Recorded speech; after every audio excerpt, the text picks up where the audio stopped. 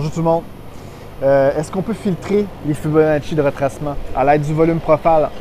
La réponse c'est oui. Donc c'est notre YouTube d'aujourd'hui. Bienvenue à Trading Communautaire.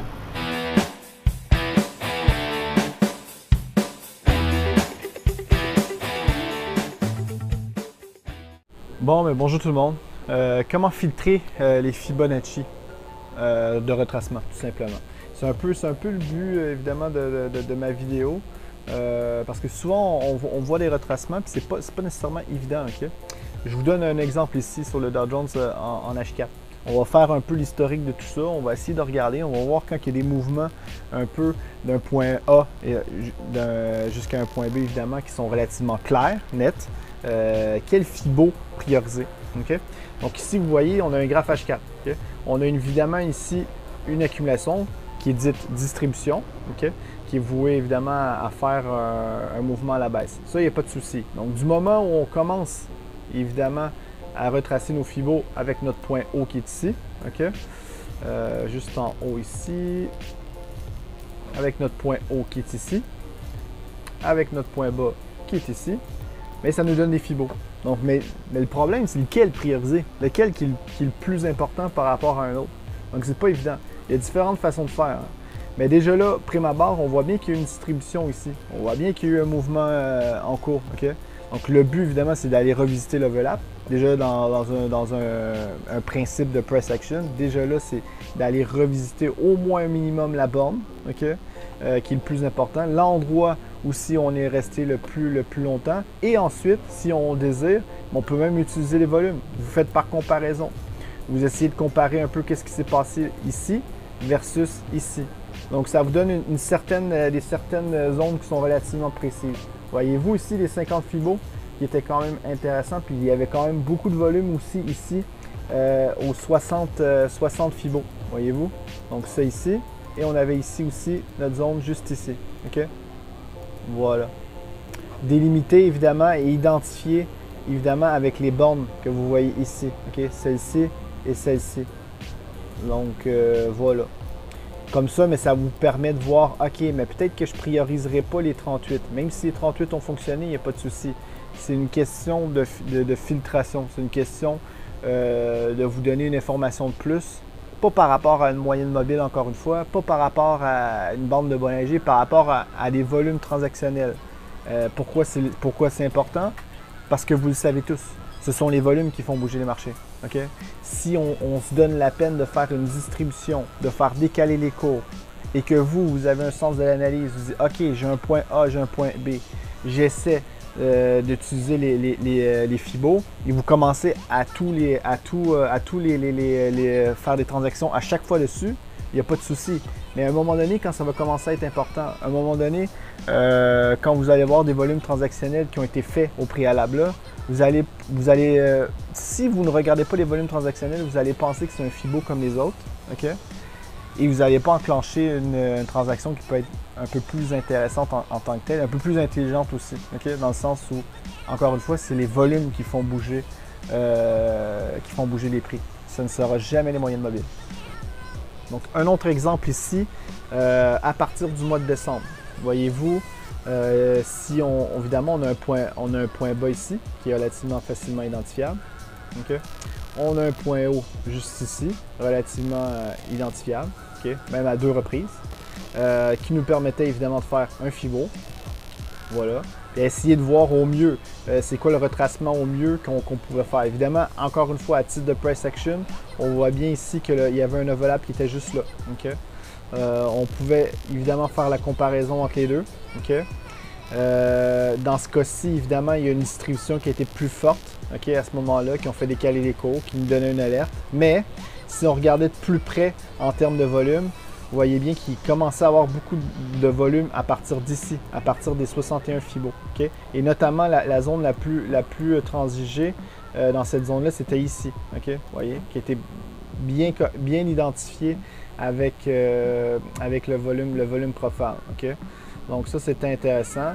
Les 38 Fibos, pourquoi pas? C'est une certaine récurrence dans ce genre de Fibos-là. Mais le problème, c'est que où il y avait des volumes en bas, OK, encore une fois, et vous avez encore une fois, je pense, une attirance pour les fibos de base, mais les volumes, encore une fois, vous ont éclairé dans le sens où on a eu quand même une accumulation aussi qui a fait quand même propulser les cours d'un point A à un point B avec une certaine force, une certaine vigueur, et on a revisité en plus. Donc, de ce moment-là et de ce constat-là, on voit bien qu'on avait une priorité un peu plus importante sur les 61 fibos, OK? Voire les 75. Vous savez que moi, c'est des fibos que j'aime bien. Les extrêmes, les 61, c'est toujours des fibos qui sont intéressants. Et en plus, souvent, on peut intervenir avec précision avec les volumes de transaction. Encore une fois, ça n'a aucun rapport avec les moyennes mobiles, vous savez? Donc, voilà. Bon, mais je vous donne un exemple en intraday, OK? Tout simplement, mettons en 5 minutes. 5 minutes, c'est relativement raisonnable en intraday. Vous avez un fibo ici, vous avez un mouvement évidemment. Vous avez un mouvement du point A, un mouvement du point B. Okay? Vous voulez voir, OK, il se passe quelque chose, il me semble qu'il y a un mouvement baissier. Est-ce que je pourrais engendrer, évidemment, puis en plus, c'est notre indication du jour. Okay? Donc, le graphique du jour d'aujourd'hui, évidemment. Donc, on pouvait tracer nos fibos comme ça. Okay? Après, à vue d'œil, c'est lequel que je priorise? Je priorise le 38, je priorise le 50, même si on fonctionnait. Lequel que je priorise? Okay? Donc, c'est pas évident à l'œil, évidemment, sans aucune notion technique, de le voir. Okay? Donc, encore une fois, vous prenez votre volume profile, votre profil à gamme fixe, okay? Et vous faites la comparaison, évidemment, entre les deux. Okay? Donc, vous essayez de comparer la distribution versus l'accumulation qui est juste là. Donc, ça vous permet de filtrer qu'est-ce qui est le plus important ou non. Voyez-vous qu'il y avait quand même une importance intéressante par rapport aujourd'hui à ce mouvement-là, d'un point A à un point B, pour aller chercher évidemment les 61 fibos. Donc, voilà.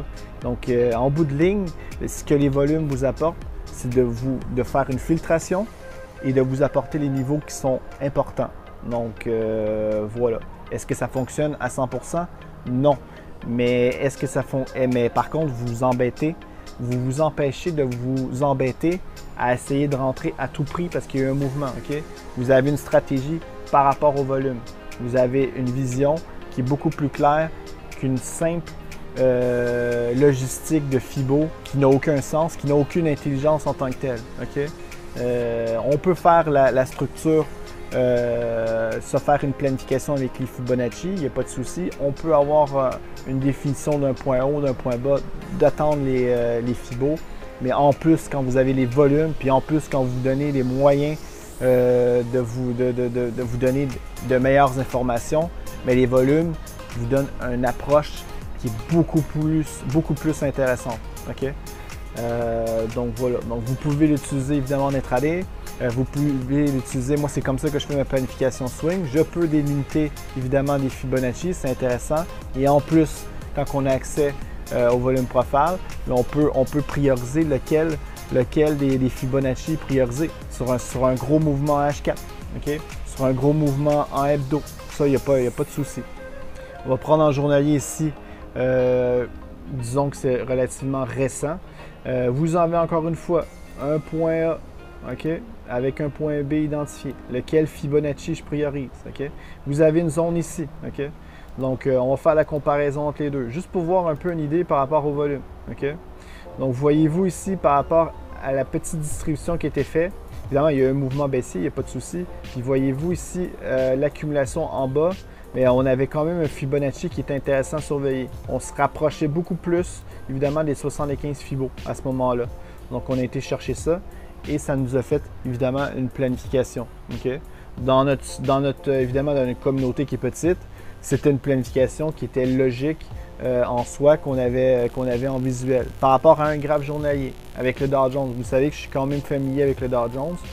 Puis voilà, on n'avait pas 14 000 zones, on en avait une qui sortait du lot avec un Fibonacci. Donc, vous voyez, on avait une planification avec les Fibonacci qui permettait quand même de cadrer le marché. Et en plus, avec l'aide des volumes, encore une fois, on avait pu identifier évidemment une zone qui était intéressante. Voilà, c'est tout. Et ça, vous pouvez le faire sur d'autres actifs. Il n'y a pas de souci. Vous pouvez comme ça va vous éviter de prendre bêtement les Fibonacci et de les utiliser comme un singe, un chimpanzé le ferait. Okay? il ne se poserait pas de questions, il cliquerait partout, il ferait n'importe quoi. Avec le volume, au moins, vous pouvez filtrer et vous savez, encore une fois, et c'est la finale de ma vidéo, c'est ça qui fait bouger les marchés. Ce sont les transactions, ce sont les volumes transactionnels. Ce n'est pas les putains de moyenne mobile. Bon, mais c'était tout concernant ma vidéo YouTube. J'espère que vous avez apprécié. N'hésitez pas à liker la vidéo si vous avez apprécié, à vous abonner si ce n'est pas déjà fait, puis de faire en sorte que le price action, que les volumes profile fassent en sorte que ce soit accessible à tout le monde. Puis moi, ça me fait plaisir. Je partage mon contenu avec plaisir avec tout le monde. Ça me fait plaisir. On est une communauté, évidemment. Vous le savez. Vous savez c'est quoi notre site internet, tradingcommunautaire.com. Si vous voulez en savoir plus, la formation, elle est écrite, elle est, comment je peux dire, elle est classifiée en ordre sur le site. Donc, allez dans la section formation, puis elle est donnée à tout le monde. OK? Sur ce, hasta la vista, baby. On se voit pour d'autres aventures.